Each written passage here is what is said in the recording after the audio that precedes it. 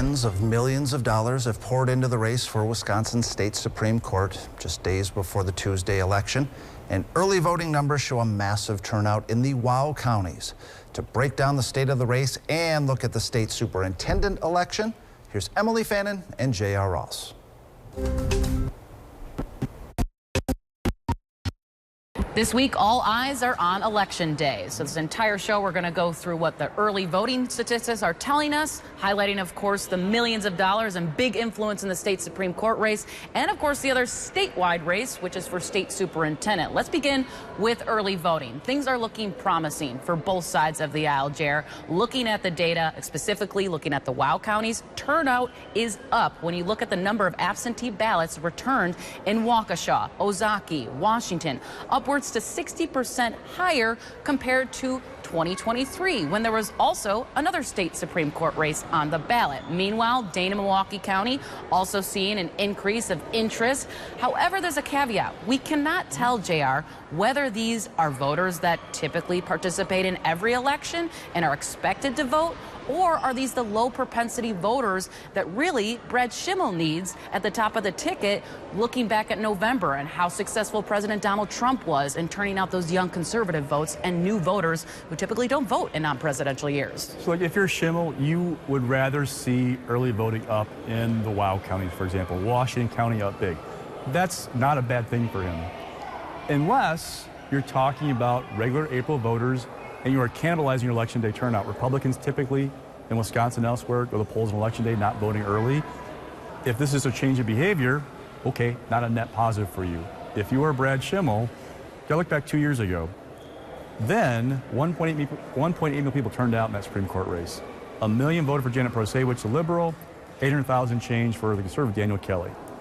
If Democrats hold the Protasiewicz coalition for Susan Crawford, that's your mark for Brad Schimmel. He's got to take all the Kelly voters and add 200,000 plus. Where do you find them? Well, you go to Trump voters in northern Wisconsin and western Wisconsin, places where they turned out for the president in November and helped him across the finish line. One of the problems is, or a potential warning sign is, looking at western Wisconsin, early voting is up, but not as much as the rest of the state. What's happening over there? We'll see. But again, for Schimmel, it's not just how many people turn out, but who turns out. You got to get 200,000 conservatives to the polls if that close to 2 years ago stays for Susan Crawford. And trying to get conservatives to the polls, well, there's been a big campaign by Elon Musk specifically handing out $1 million to individuals here in Wisconsin to, hey, if you voted, here's your congratulations. He also had this petition that we talked about last week that as long as you sign it, quote, opposing activist judges, it's an incentive basically for Musk to find Republican voters elsewhere in the state who are typically not voting. So you share your information and share, other avenues of where the voters are across the state as they're trying to target those new voters. We also saw really big endorsements over this past week.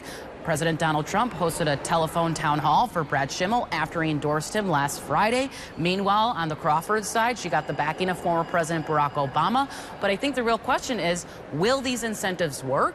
And will this be a really big test of whether this race really, what many say, is a referendum on President Donald Trump and Elon Musk, of course, and how they're running the White House? Look, the ads are mostly about crime, right? So that's really what's driving the messaging in this race.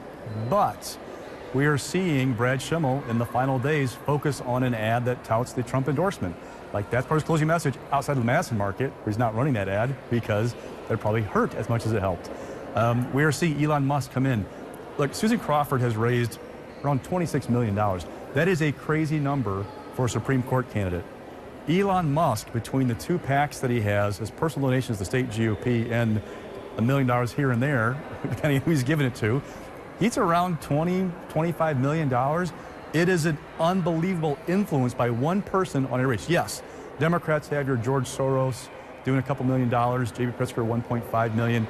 I have not seen a single individual like Elon Musk influence a race for Supreme Court in Wisconsin ever, even come close. The question is he driving Democrats crazy and getting them excited to go to the polls?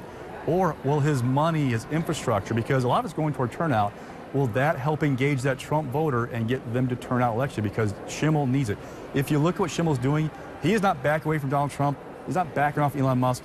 Even as he's getting criticized for like allowing Musk to buy a seat in the Supreme Court, he's embracing it because he needs those Trump voters. And if he gets them, that's his path to victory. Right, and they're going back to the playbook that was just successful back in November, right? Turning Point Action Point. We see them here in Wisconsin, and then you got Elon Musk super PAC, door knocking, people getting out in the grounds, trying to get people motivated. I mean, they have not had the ground game years ago in other state Supreme Court races and other statewide races here in Wisconsin. So they're trying to almost turn up the heat on, hey, look what we did in November, but now let's just maximize that in Wisconsin. But the big question is, will it work and will it pay off for Republicans? All right, let's move on to the state superintendent race. Another figure that we want to talk about because we haven't seen this much money in a DPI race ever. $4.5 million between both candidates. That's Brittany Kisder, who is challenging the incumbent, Jill Underly. Look, it sounds like a lot, and it is.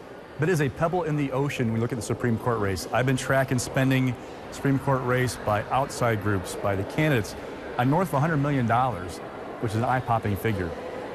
You're going to spend $4.5 million in a state superintendent race? Who's going to notice? And in some ways, Jill Underly wants it that way. She's the incumbent. She's not really out in public eye. Brittany Kisder, the challenger, is. What we're seeing is likely if Brad Schimmel wins, it helps Brittany Kisder. If Susan Crawford wins, it helps Jill Underly. All right, that will do it for this week. Thanks so much. We'll see you next.